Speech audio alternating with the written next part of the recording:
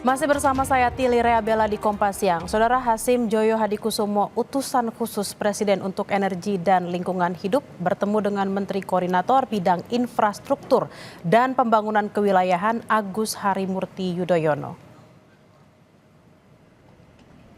Pagi tadi, Menteri Koordinator Bidang Infrastruktur dan Pembangunan Kewilayahan Agus Harimurti Yudhoyono serta Menteri Transmigrasi Muhammad Iftithah Sulaiman Suryanegara bertemu Hasim Joyo Hadikusumo. Hasim menjelaskan dalam pertemuan itu dia memberikan masukan terkait perumahan hingga tanggul laut. Hasim Joyo Hadikusumo juga merupakan Ketua Delegasi Indonesia dalam Konferensi Perubahan Iklim PBB ke-29 di Baku, Azerbaijan pada November 2024.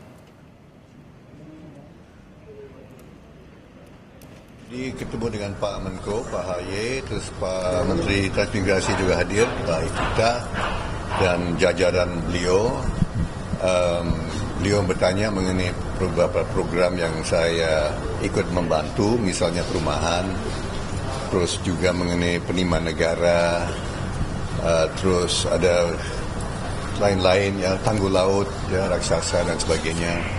Saya berikan masukan-masukan, saya berikan konsepnya, latar belakang konsepnya, dan potensi untuk menambah laju ekonomi.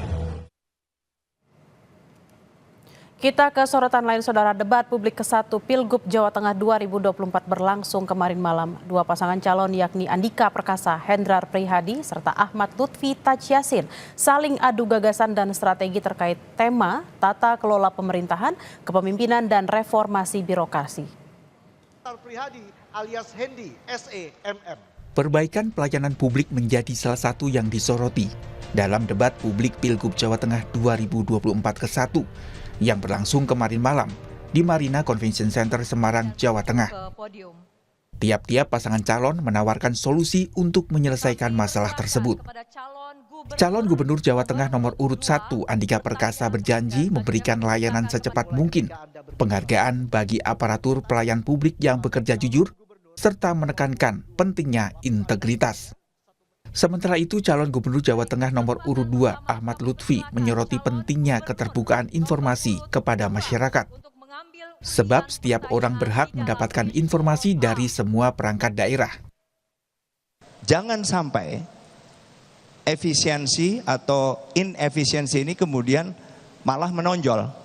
Kita harus mendorong sedemikian rupa agar perekonomian ini bisa efisien dengan cara memberikan layanan secepat mungkin, seminimal mungkin, melibatkan kos tambahan sehingga para pelaku usaha atau pelaku perekonomian ini bisa bekerja lebih efisien dan cepat.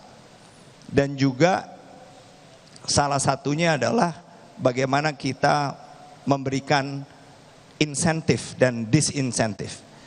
Kita berikan reward atau penghargaan kepada mereka-mereka yang bekerja jujur, dan saya yakin masih begitu banyak pelayan publik yang bekerja jujur, punya idealisme dan menginginkan kerja maksimal.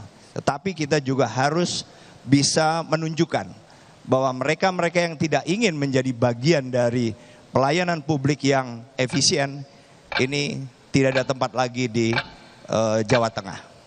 Kita akan ciptakan rumah gubernur sebagai rumah rakyat. Sehingga masyarakat bisa datang kapanpun dengan hari-hari tertentu untuk datang di rumah gubernur. Masyarakat akan tahu gubernurnya itu mantuk-mantuk tahu masalah, atau gubernurnya mantuk-mantuk karena pencitraan. Kalau masyarakat kurang, maka pelayanan publik akan saya ditetapkan di masing-masing provinsi. Kita punya namanya mall pelayanan publik, di mana mall pelayanan publik ini adanya di Bakorwil. Wong-wong sing neng kampung-kampung tidak usah berduyun-duyun ke Semarang, cukup di mall pelayanan publik yang adanya di Bakorwil. Kalau itu tidak cukup, kita juga masih punya yaitu Jateng Ngopeni, yang semua aplikasi kita jadikan satu, semua bisa mengakses kepada kepentingan-kepentingan dari masyarakat kita. Masalah pungutan liar atau pungli juga jadi bahasan. Calon Wakil Gubernur Jawa Tengah nomor urut 1, Hendrar Prihadi bertanya kepada calon Wakil Gubernur Jawa Tengah nomor urut 2, Tats Yassin, apakah akan menaikkan tunjangan atau tambahan penghasilan pegawai untuk mencegah pungli. Tats Yassin menjawab akan menaikkan tunjangan pegawai serta memberikan pendidikan akhlak dan moral agar para pegawai tidak melakukan pungli hingga korupsi. Gus, programnya keren, ya kan? Tapi yang ditanyakan adalah punglinya semakin naik. Menurut saya punya pengalaman di Semarang, Gus.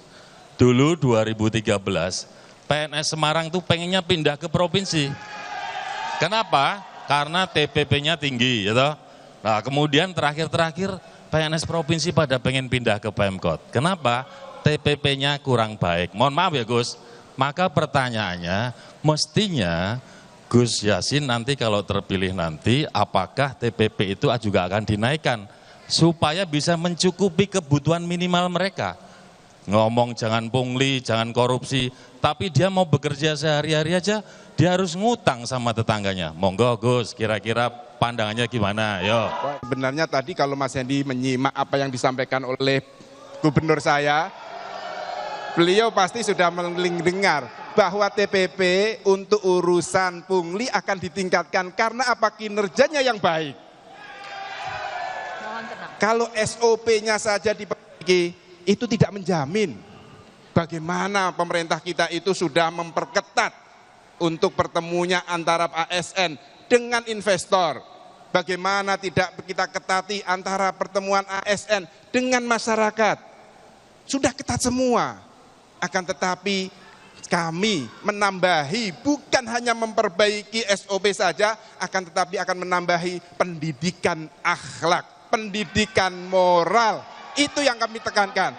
Sehingga sebaik apapun SOP-nya, kalau ASN-nya masih memiliki jiwa yang, mohon maaf, korupsi, itu akan tetap dilakukan. Maka kami berdua akan menjadi suri tauladan bagi masyarakat Jawa Tengah.